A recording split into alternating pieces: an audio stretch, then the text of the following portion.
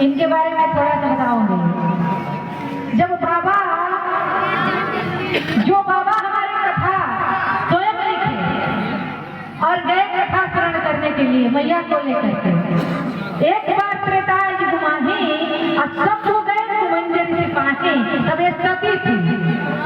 तो संत सती जग जननी भवानी अब पूजे ऋषि अखिलेश्वर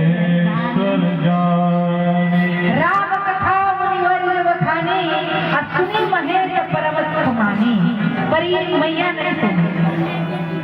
सती मैया कथा नहीं सुनी तो क्या हुआ?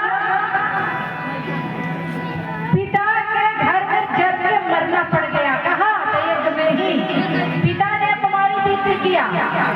यज्ञ भी कोई अपमानित एक नहीं किया जाता है, हमारे यज्ञ होते हैं विश्व के कल्याण के लिए। शिव शंकर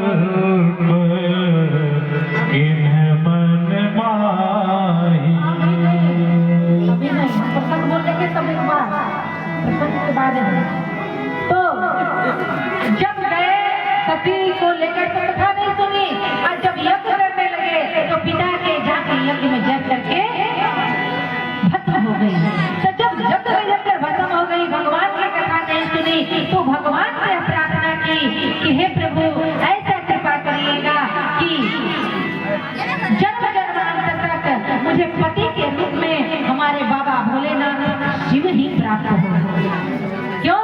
कि आप सब कुछ जानने वाले हैं, आप सब कुछ जानने वाले हैं, इसलिए मैं आपसे विनती करती हूँ, नमन वंदन करती हूँ कि जब भी मेरा जन्म हो तब मैं शिव के ही पत्नी बनूं।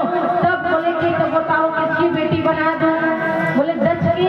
नहीं, दक्ष की बेटी नहीं, दक्ष तो अभिमानी है, मैं अभिमानी का बेटी अब नहीं बनना चाहती। तो किसका? तो पत्थर का बना देना, पर दक्ष का बेटी मत बनाना। तो जाकर के हिमाचल के घर में जन्म ली, तब पार्वती उनका नाम पड़ा। एक बार प्रेम से बोलो पार्वती मैया की, शंकर भगवान की।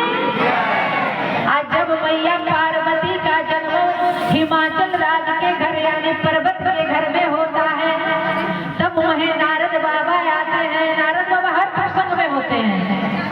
तो नारद बाबा आते हैं तो हिमाचल राजा मैना मैया क्या कहते हैं कि नारद